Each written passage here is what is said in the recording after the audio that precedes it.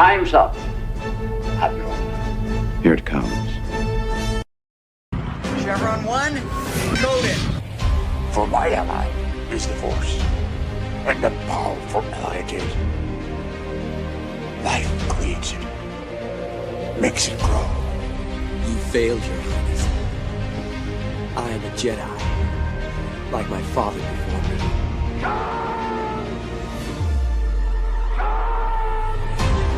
Cry hammer, and let's set the dogs of war. Chevron 2 is coded. Conan, what is best in life? Crush your enemies, see them driven before you, to hear the lamentation of your women. It's all in the reflexes. I'll also say that you're heavy into martial arts, Tai Chi and all that killer stuff. I suppose we have to register you as a lethal weapon. Chevron 3 encoded. And somebody ought to belt you in the mouth. But I won't. I won't.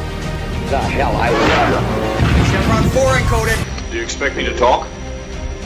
No, Mr. Bond, I expect you to die. Chevron 5 encoded. You take the blue pill. The story ends. You wake up in your bed and believe whatever you want to. You take the red pill. You stay in Wonderland. And I show you how deep the rabbit hole goes. Chevron 6 encoded. Now, come on, you can, monkey boy. Great Scott! Back off, man. I'm a scientist. You shall not pass! I thought I'd die fighting side by side with an elf. What about side by side with a friend? A day may come when the courage of men fails, when we forsake our friends and break all bonds of fellowship. But it is not this day.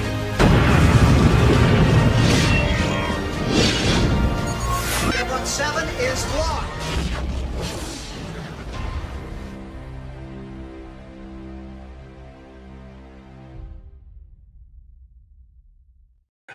Working really hard to finish my coughing fit before we ended that. Hail and howdy, everybody. Welcome to Saturday Night Drive-In, where I am a survivor of dealing with Papa Nurgle. He has not killed me yet. I am stronger than ever. No, I'm not. I'm weak as hell right now. Anyway, hail and howdy. Everybody's having a good Saturday afternoon as we creep closer to the holiday season. This week, we're not having a holiday movie like last week, which was something nice and pleasant and a little campy. Although this is very, I'll tell you about it, this is a very campy movie. It's a lot of camp in this movie. But no, this is violence personified from the 80s and how they thought a dystopian future, literally the years we're in right now, would look like. And I am happy now to have Jed here compare the original to the old. Jed, hi. Hi. Well, for me, the comparison is going to be very interesting because, yeah, I watched the new movie earlier last week, I believe, and I'd never seen this one before, so I'll be able to compare one to the other. And I'm going to have some controversial opinions when it comes to that comparison, but in general, I think we're going to have a great discussion about this movie here. Yeah, I mean, today we are talking Running Man, 1987, Arnold Schwarzenegger, Maria Conchita Alonso, Jesse, the Body Ventura, in it for all of 5 minutes, and a couple other people whose names don't really matter. But this is 87. This is Arnold is starting to near his peak. His ascension is happening in terms of where him and Stallone are climbing the mountain to be top action superstars for the 80s and early 90s. He basically can do whatever he wants for an action movie. It's like, okay, Arnold, we want you for this one, and he'll be allowed to. He just has to pick. And in the end, before we go any further, we'll just simply say The Running Man, 87 Running Man. It's a mid-tier Arnold action movie. This is not one of his peak all times. It's a very simple movie. Honestly, I had I think this is one of the few times I'd ever actually watched it from the beginning. Because lots of the times I usually picked it up halfway through the first act and never really caught the beginning of it because I've never owned it. I've never actually even rented it. I always just saw it on television. You know, one of those things that I've seen it a lot of times, but never actually actively took it out of the video store or rented it on streaming or owned it. I mean, it's on my to own list. So this is the first time I saw it from, I think, honestly, I think in all these years, I've seen this movies dozens of times, but never, I think, from the literal opening credits, which is kind of interesting. I didn't realize that I usually always caught it through like the beginning, halfway through the first act. And it's So you yeah, didn't know that there was a 3-minute slow crawl at the beginning with virtually no music, awful text. There were typos in the opening crawl. yeah, I didn't know that. I I didn't know that. I'm not a big fan of opening crawls in general. I hate it when Star movies did Wars, it. the It was only the one that works. staple. Yeah, Star Wars works because it's more atmospheric than anything. Like growing up, I never read the opening crawl to Star Wars, but it had the music, it was going through space, it was epically presented. But most other movies of the 80s and whatnot, trying to replicate the magic of the Star Wars opening crawl, they just put the text on screen with nothing else going Yeah. on. It's so unnecessary. And it's an example of what I think the new movie does significantly better. All that information you got in the opening crawl, you get through context clues in the new movie. There's no opening crawl. It's just you're going to figure out that the world is set up this way with the network being a big distraction from all the horrible things going on in the general public. And all that information just wasn't necessary. Even in this original film, you can get all that information from the film itself. I find opening crawls to either be unnecessary or a lazy form of exposition. So they're almost always a detraction from a film, in my opinion. This was not a big budget action movie of the time. They only spent $27 million on this movie. So there was no money in this. So No. its cheapness is apparent. That's the thing.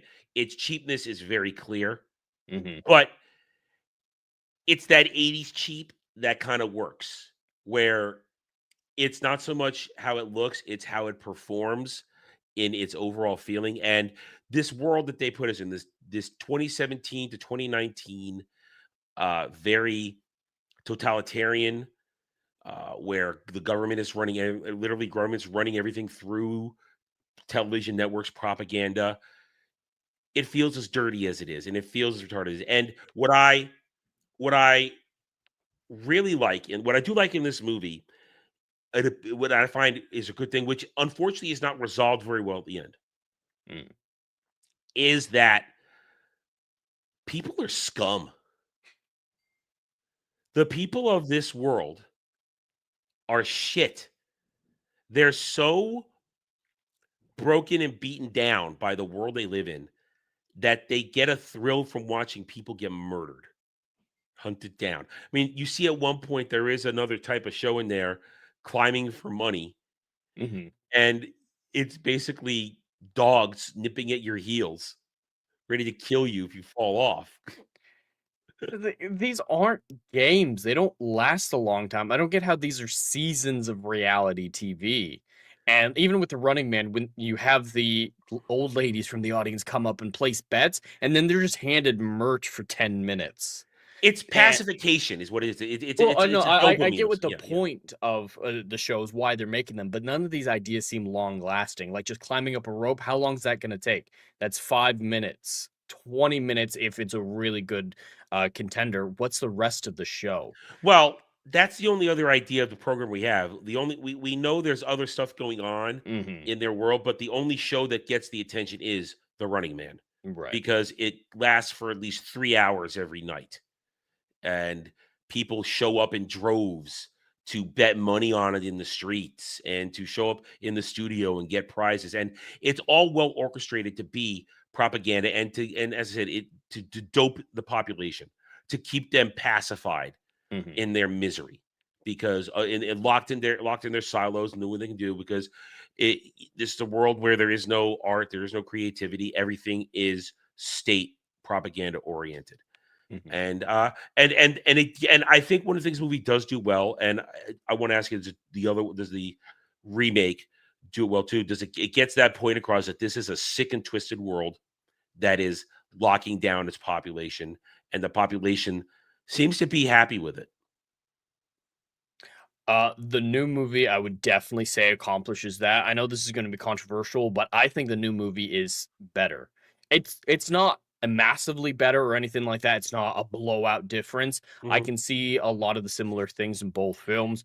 I really hated to see people calling the Arnold movie high art and the new one trash. That was a I big never thing that said was that. going. I know Yeah. you didn't say that, but I did see a lot of people making that comparison. So I was expecting a really solid movie going into The No, Running Man with Arnold. it's a mid movie. It's a mid Yeah, movie. It's it's just a fun but dumb mid. fun movie, and they're Fun but mid. both like that. So the glazing of this movie, the rewriting of history for this movie that's currently going on the internet really bothers me, especially when the newest one is very similar and on a pretty on par level when it comes to writing. I think it gets the Mhm. edge in a lot of areas, but it's still close enough.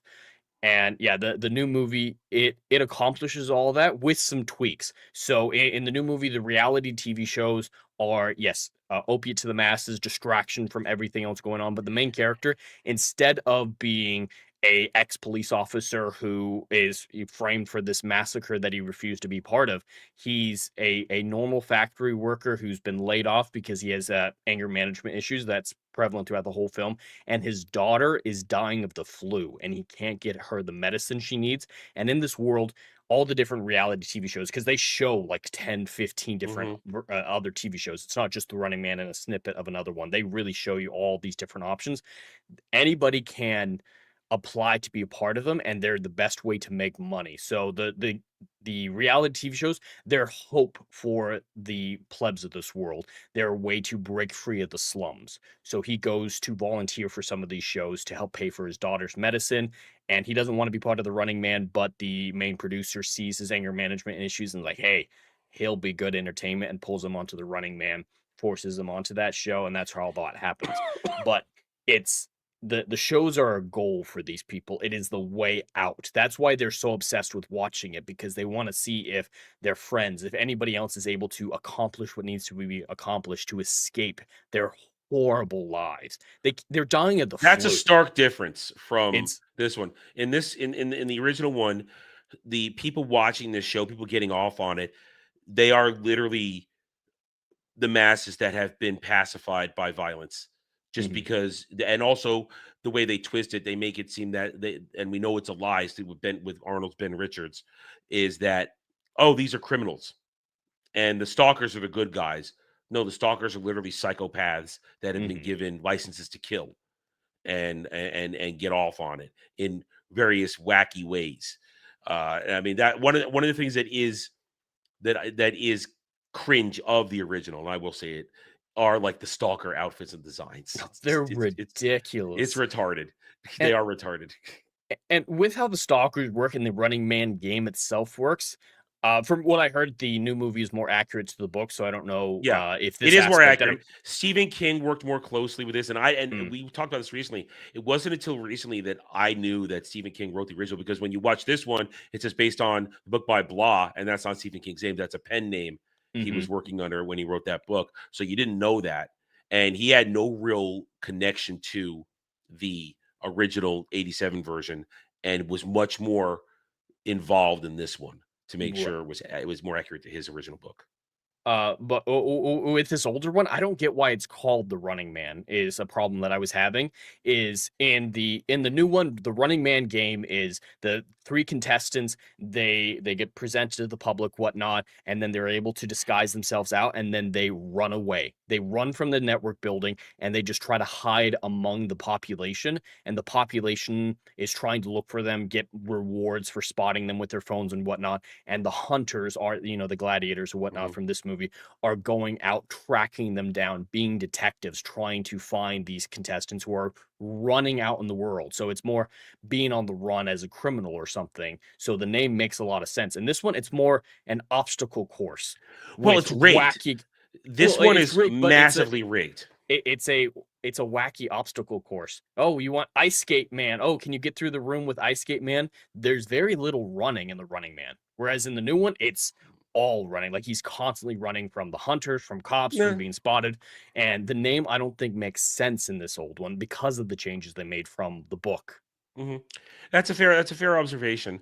And the bigger difference that I knew you were going to be able to bring up, because at least I can at least tell that from the conversations and the trailers, at the very least, is that the current version, the remake, uh, is definitely open world. There's not as much control. One thing that jumps out at you is that the 87 Running Man game is completely controlled. There's eyes, the cameras are watching, they're tracking them. They're able to tell the stalkers exactly where to go. The stalkers don't have to do any work. They just have to either catch up or be there waiting, like with the ice skating Asian man in his goalie outfit. So that's true of the new one as well. They are Okay. actually tracking everything. There's these little cassette videotapes that you have to do every day or you're disqualified, and they track those. There's DNA scanners in all the lampposts. They're being tracked all the time, but the network isn't telling the but hunters. they're not being herded. In this one, the running men were herded in this one to each obstacle course and shit like that. Yes, it's not quite to that same degree in the new one. The new one, they're herded when the network feels like it'll make the best television. So they have the information. The network always knows where everyone is, always knows what they're doing, and they're feeding out the information to try to craft the best narrative for the show. It's like, all right, things are getting boring. Let's drop a dime to the hunters exactly where this guy is or whatnot. Whatever will propel the drama the most. So they're using their control a lot more subtly. It's a scalpel rather than a sledgehammer. And in the original version, these are two drastically different stories. In the remake one, and guys, I apologize if we're talking about the remake, but that was kind of the intention of this episode. We wanted to compare and contrast movies because let's be honest, Running Man 87, there's not a lot to talk about. There's not. It's so basic. It's fun. It's fun. A fun movie. It's a mid-fun Arnold action movie, but it's very straightforward. There's no twists and turns. There's no mystery. It's basically, how is Arnold going to kick this stalker's ass this time, or what one-liner is Arnold going to use? This, but he actually said, "I'll be back." He did say, "I'll be back." He said, "I'll be back." This was just Arnold the meme movie, it felt like. And it works, but it works. It works, especially, I think, for people who have 80s nostalgia who grew up in this time period, because the Arnold Running Man, I feel, is so set in the 80s. It is they're wearing shoulder pads, for God's sakes. Everything about this movie isn't timeless. I know it's the 80s. I'm constantly reminded that it's the 80s. The analog technology. The analog technology. It feels like it's isolated in its time period and isn't actually part of the future. So that takes me out of it, because I'm expecting a futuristic society with more than just, slightly better technology. Fashion needs to be different. Vernacular needs to be different. There need to be subtle changes in society, and there's none. It's 80s fashion. It's 80s hairstyles. It's 80s vernacular. And it's 80s technology. It's just the most obvious stuff half of the time. Yeah. So with $28 million budget, you don't have much to work with, so they just ran with it. But that's the point. So to those watching this either live or on the replay, we apologize that we're not solely talking about 87, but I put this in here because it was a unique opportunity to have Jed compare both movies really fresh off the top, since I haven't seen the new one, but I've seen the original one many, many, many times. So in the original one, the story is Ben Richards gets blamed for a massacre he tried to stop, and the Bakersfield massacre, and he then goes to a work camp for 2 years. And then he breaks up with some other guys, but those guys are part of the resistance that wants to topple the dictatorial totalitarian government in the United States. Doesn't talk about the whole world. We're just about the U.S. For some reason, LA is its center. Well, we're not surprised by that, really, are we? Originally, Ben wants nothing to do with it. He just wants to get the hell out of the country, but circumstances gets him involved. He thinks he's going to go to his brother's apartment, but his brother got disappeared for re-education, and Maria Conchita Alonso's character got moved in, and she doesn't drink the Kool-Aid, but she goes along to gets along, because she's got plenty of contraband. But then when she realizes that he was telling the truth, she decides to steal the information that would clear his name, and she gets busted.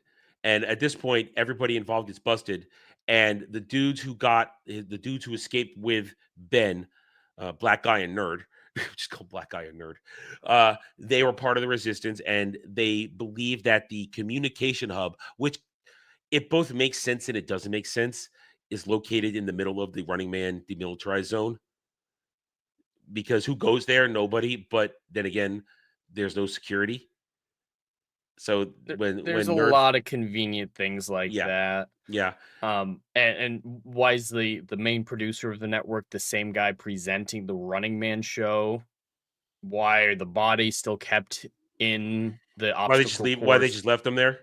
Yeah, I don't know. It just made this world feel very small to me. Oh, I felt claustrophobic. The world building felt mm, claustrophobic to mm. me. So essentially, in this one, it ends up being a fight against a big government, and the resistance wants to hijack a satellite so they can televise the truth. And Mhm. then once they get the evidence, they are able to do that. And it's all about then, of course, as we said before, Arnold's essentially going to kick ass and take names along the way. And it's pure Arnold. He just Mhm. kicks a lot of ass, a lot of fun. The stalkers are ridiculous, except for Buzzsaw, because he makes sense, but all the other ones are kind of ridiculous. Dynamo is just give me a break. I've laughed my entire life at that dude. That makes sense. The ice skating guy, he's only good in one place. You have to herd him to the ice skating ring, otherwise he's useless. And then now Jim Brown's. Yeah, I forgot that was Jim Brown as Pyro. Mm. And but he's for one of the greatest running backs of all time. He's kind of like jogging after Arnold, not running very fast. There's not a whole lot of running in this movie. It's And jogging. It's jogging. there's light jogging, and Yeah. that footage that the producer saw of Arnold escaping the prison camp is like, that's my running man, and Arnold's just like flopping around, no form while he's running. Now, but now what I do like is each individual fight is a good individual fight. Hmm. Arnold, and what I like at the fact is Ben Richards. We don't have to suspend our disbelief that he's able to do this stuff. He's a trained police officer, Hmm. which means, and in this era, that means you're a trained soldier because it's a police state. Yeah. So he knows how to fight. He knows how to kill. He has no problem killing to defend himself. So him taking out these guys all works for me. It all works, and it's all done well. It's believable. I like it, and I like that Marie Conchita Alonso's character can only defend herself when she has a weapon or circumstances allows her to trigger. Like, okay, she either gets her ass kicked or runs away, which is what that's how it should be. She's a Hmm. tiny little woman who's freaked out in that situation, or when she does have the gun, spastically shoots a guy. And then when Dynamo comes after her, manages to turn on the sprinklers. Smart move to short circuit the guy walking in an electric jacket, Hmm. circuit jacket. So it makes sense. It's how you do a female protagonist or who kind of, did I say pyro? Fireball. Sorry. I'm sick. Leave me alone. My excuse for at least the next several days.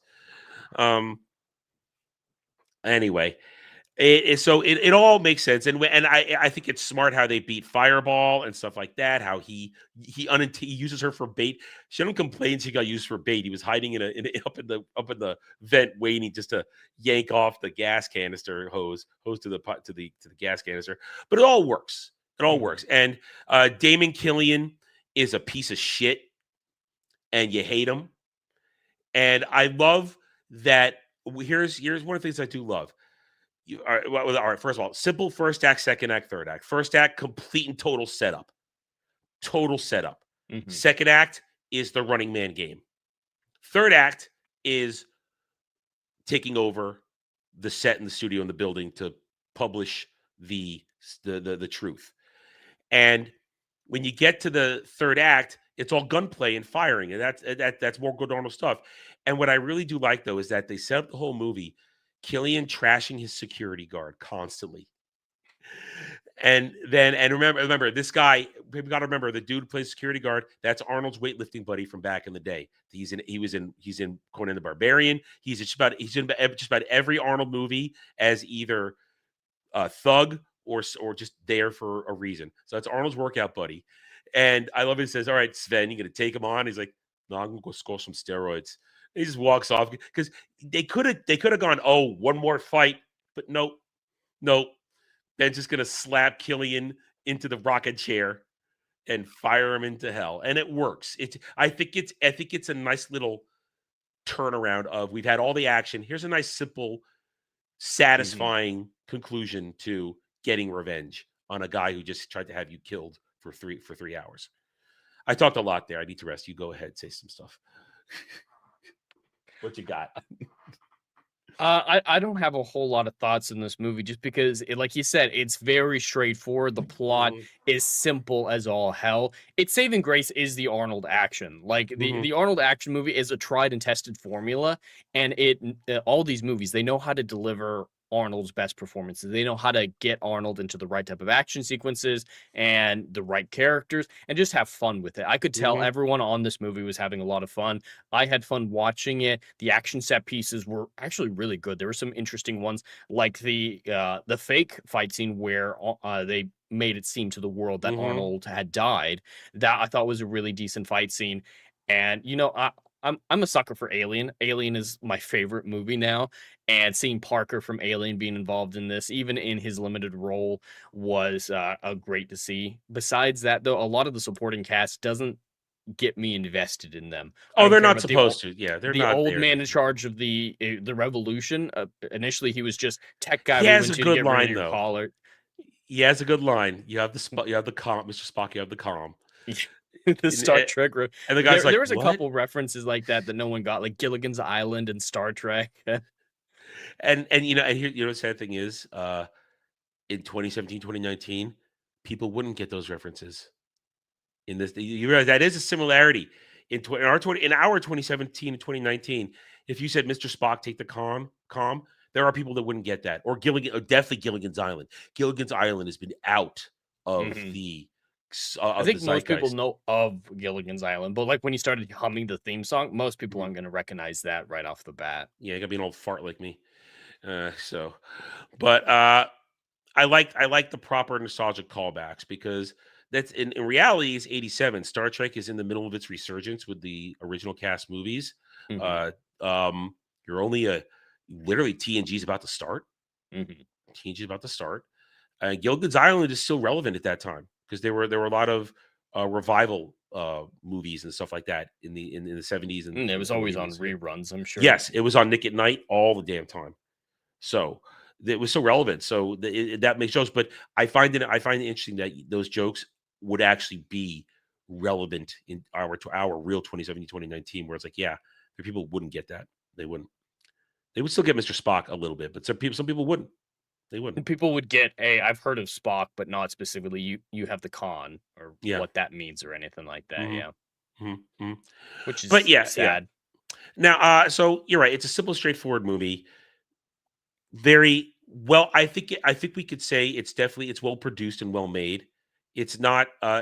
It looks cheap, but the cheapness, it's 80s cheap, like I said Hmm. earlier, and it fits. They're not. Here's what I don't think this movie's trying to be anything more than it is.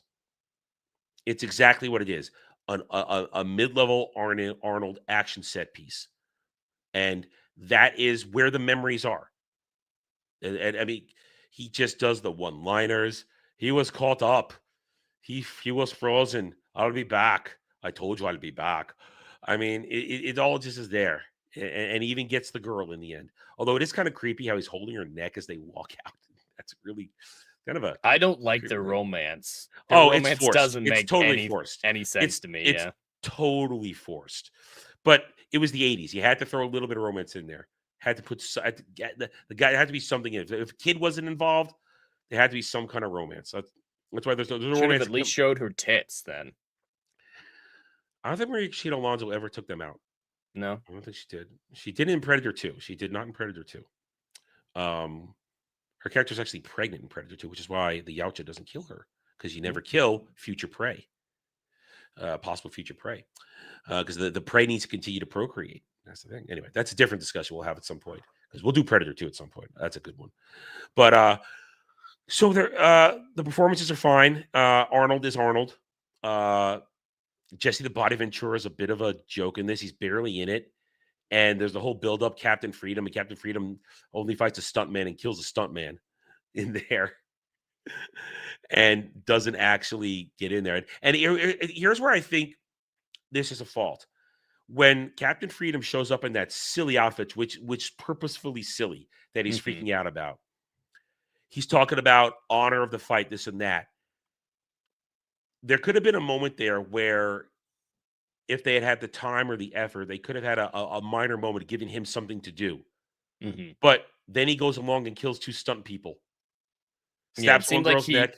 he would Then be against that. yeah, I think that's that there is a failing in the script right there because he was all about the honorable gladiatorial combat.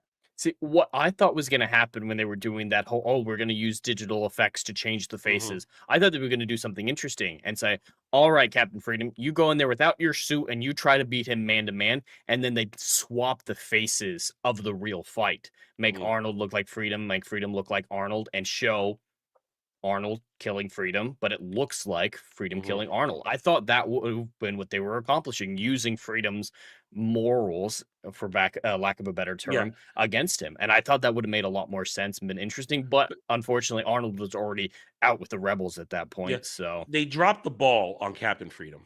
That's one of the things I it will say. became a nothing. I mean, they had the big buildup of Captain Freedom, undefeated champion, and then they didn't give us that. They should have given us something like that, but they decided to use that, and then he's gone. He doesn't even show up when they're raiding the place. Now, maybe there was a reshoot, maybe there was a change, maybe They were building up to something for him. yeah. An actual It confrontation would have been it interesting. feels like there was a change in the script, Hmm. and then they went with the fake thing because there's a break in the narrative there of his character. What little we got of it, there's a break in the character, and it doesn't feel right. That's always stuck out to me, and I'm glad you saw it too. That there was just it's something missing there. But other than that, there's not much else to talk about other than comparing it. Now we'll go back to the comparison. So the remake is about a man trying to save his family, as Yep. opposed to trying to take down the dystopian government. Because the remake is still a dystopian world, correct? Yes, it's still very much a dystopian. The games are still used to distract the public in a slightly different manner, but the point is to keep everyone complacent while the corporations just make money off of them. And I think it works a lot better to have a family man doing that. I get more invested into the Glenn Powell's Mhm. character than I ever did Arnold, because he's fighting for things other than himself, and he's always trying to get home. So there's no random romance arc with a hostage he has to take briefly in the movie. There's no romance arc with that. He has a wife that he's in love with. He has a daughter that he cares about, and I think the new movie is better. I really think it's better. The old one is absolutely fun with a lot of great action, but the world is a lot more deep. It doesn't feel claustrophobic. You do see multiple cities. He ends up going all the way up to Maine, I believe it is, in the new movie. We see several cities, the countryside, the way everybody lives in fear. They even have these police scanners built into people's houses that automatically connect with the police, and there's no privacy. There's no such thing as privacy. There are DNA scanners in the lamppost, so they are tracking everyone 24/7. And not just the running man. They're tracking everyone all the time, and it's a deep, vibrant world. I understand where everyone's coming from, and it's interesting. I really want to see more of that universe because it showed me a broad universe with possibilities, and it showed me a bunch of different shows that were going on. And he didn't want to be the hero of the rebellion in the new movie, unlike kind of like Arnold, but in a different way. They Once the public started to realize that he wasn't just this rage monster, wasn't just this criminal, basically, that he was being made out to be in the new movie, he became a hero for them. He's like the audience realized he's an everyday man who doesn't want to be there, and he's just fighting to get back to his family. That's a goal better than anything that we have, and that starts to change the mind of everyone involved. And he's starting to reveal the truth of what's going on with the network and stuff like that. So the rebellion is widespread beyond just the city, beyond just a little bit. It's across the entire country that he's Mhm. inspiring people. There are some issues at the end with how the game itself resolves. It's stupid. I won't spoil it because that's a little bit too much of a spoiler with it just And we're having not come here to up. talk about that movie specifically. Yeah. Right. So there are issues with how the game resolves. There's absolutely some plot issues with that. I just found the characters to be more intriguing, the characters to be more deep, a lot of the side performances to be a lot better. Glenn Powell is a good actor in my opinion. I think he delivers a great performance in that one because he is a unstable person. He does have anger management issues, but he loves his family so much. So showing that range was very intriguing to see, and Mhm. I emotionally connected with him where I didn't with anyone in this older movie. So I would definitely recommend the new one. I think the new one's Honestly, really good. these are two different types of movies. Yeah, they're different enough that they shouldn't Yeah. be comparable, honestly. I mean, and I haven't seen the one, and I don't plan on seeing the new one unless somebody makes me. So I have no horse in the race of trying to say one is better than the other. Yeah. I because what it sounds like, these are two literally different stories. And in the original, we don't know what happens with the rebellion once the news once the lies of the network and the government get out. We don't know. Mhm. It just kind of ends. People cheering, and that sickens me. Not the movie doesn't sicken me. It's the people that sicken me, because in just 3 hours, all these people, they became fans of him. And I have to cough. Hang on. Go ahead. Yeah. In the older ones, I don't know where your point was going with that one, but yeah, the new one, it does have an Yeah, epilogue, so you sorry. see where the I story couldn't goes a stop little it. bit in I the couldn't stop it. in the new one. There is an epilogue, so you see a bit of Yeah. the resolution, and that's where the flaws are in the new one, Yeah. especially. It's just But everything related to the epilogue has problems in the new one. excuse me.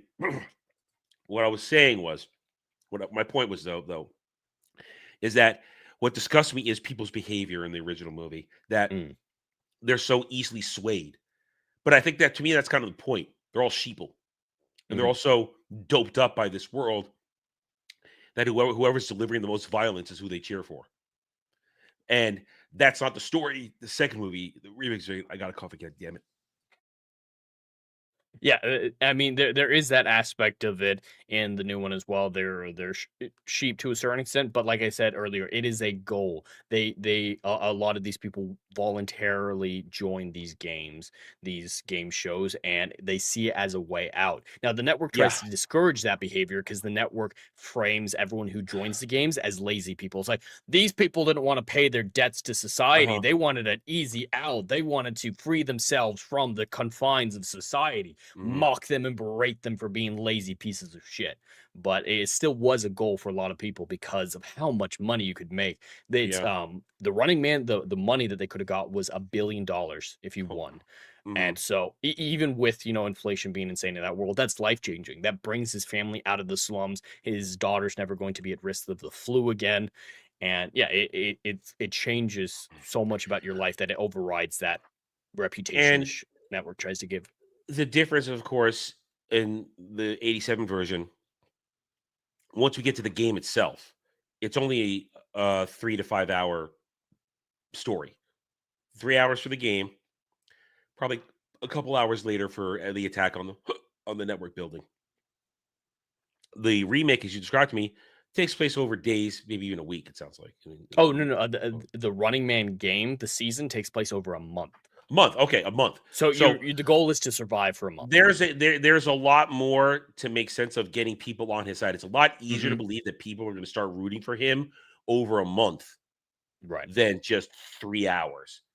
And watching bloodthirsty grandmas suddenly cheer for him, it makes me, I despise the population in each movie. But I think you're supposed to, is what I'm saying. And one of the failings is there's no resolution. Oh, the resistance got their win, but what happened? We don't know. It just ends with everybody cheering that he gets the girl and he killed Killian. They're all fine that he killed Killian, the man that they had been worshiping for 30 years on television. Just got rocketed through a sign. Yeah, and Arnold was saying that line is, I might be new to television, but I know what people want. They want to see you die. And it's like, do they? That man was like a father in their home through the television. Yeah, They believe that. he was this beloved celebrity. Yeah, so I get one. I mean, I guess as you said, it's I can't get my words right. The evidence tape showing what Killian was lying to you. Yeah, that's enough to turn on, but it's not that. It's not like he's actually responsible for the Bakerfield massacre. I think that would have been a lot more of a justification for the people wanting his blood specifically. But he's the just front a man commentator. He's the front man for all the lies, and he buys into it. And of course, I think one of the other big differences is in the original, it's literally the government. From what I understand in the remake, it's big corpos. There's still a government that's being there are corporations involved, but there's still a government that runs the network. The network is a government agency. Okay. All right. So that's still somewhat the same. but it's more of the corpo because Josh Yes. Brolin's character is evil CEO man. Yeah, he's the head of the network. Okay. Okay. So he's the producer of all the shows and whatnot. That's Mhm. why I think it makes more sense to he's Killian, but they separated Killian's roles as producer and presenter. So Mhm. if you saw the trailers, the black guy presenting the Running Man show, that's the other half of this guy's character. Mhm. They decided there should be two different characters fulfilling those two different roles. Mhm. I don't know if that's how it was in the book originally or not, but I don't know. yeah. Anyway, all right. I don't have anything else to say. You got anything else you want to throw in there? I just want to say both of these movies are dumb fun, and if you look at them that way, you're going to have a lot of fun with either of them. If you're Mhm. reading into messages, if you've been hyped up that the old one is high art like I was, you're going to be a little disappointed. I do have to admit that. I was given the impression that this was some sort of incredible centerpiece movie, and then watching it, it was just dumb fun. So if you look at both of them as dumb fun, you're going to have a good time. They're action packed, they're adrenaline filled, and they're just a good time.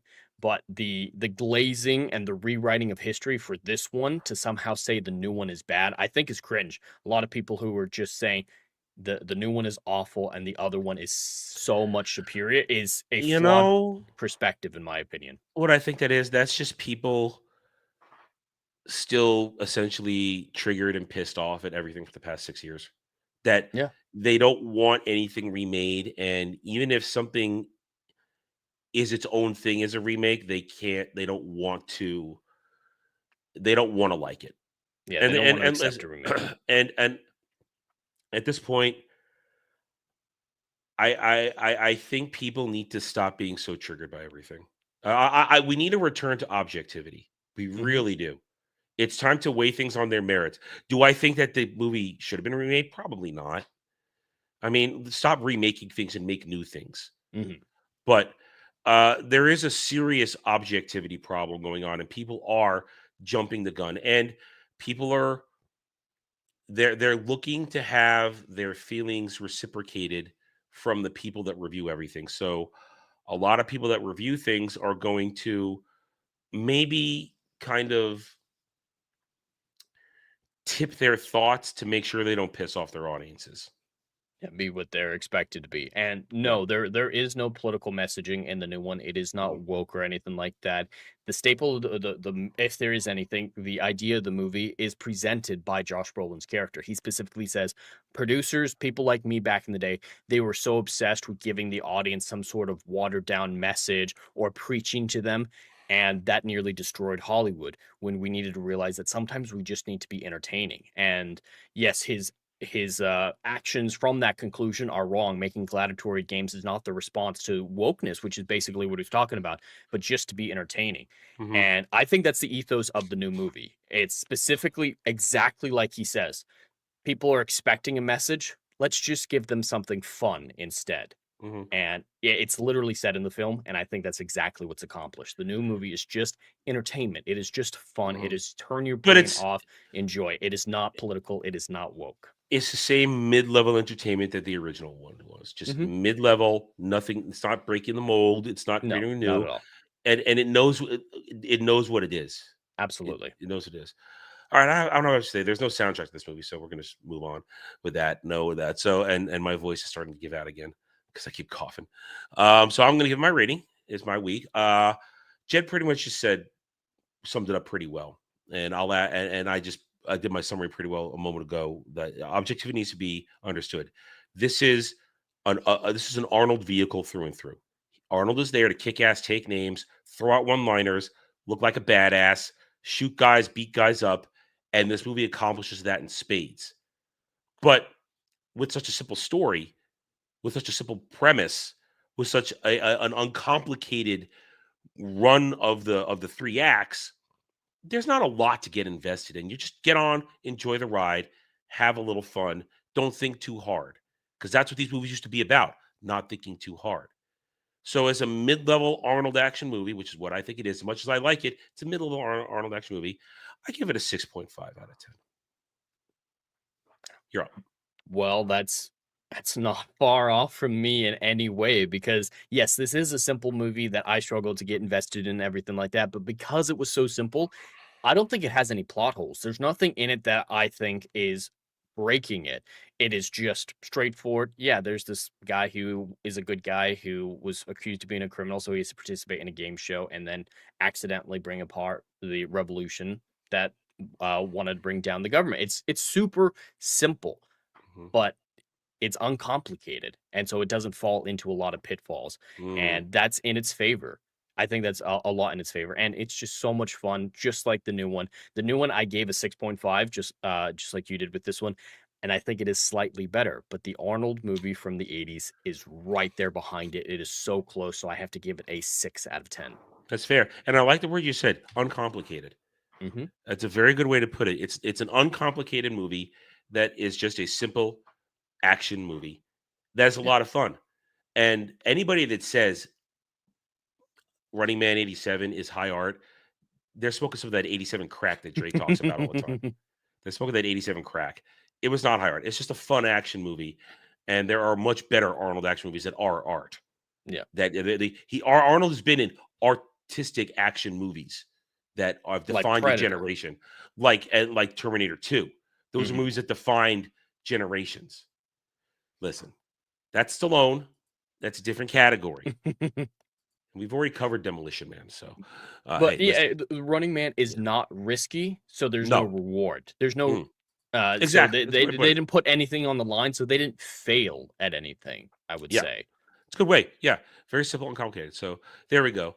Now we are off next weekend because it is Thanksgiving weekend. And I don't make anybody work on the holiday weekends because I never know what everybody's travel plans are.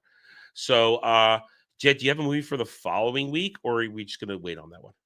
I do have a movie for the Oh, following week. So okay. there are some big changes coming to the Hollywood Scholar channel, and I'll be talking about them more tomorrow. But the next Sunday, the 30th, is the unveiling of the channel rebrand, which comes with a lot of name changes, art changes, content changes. So much about the channel is changing, and I feel that the film I'm going to pick for the next Saturday Night Drive-In aligns perfectly with the channel rebrand and will be a great way to start out this new chapter in this in my channel.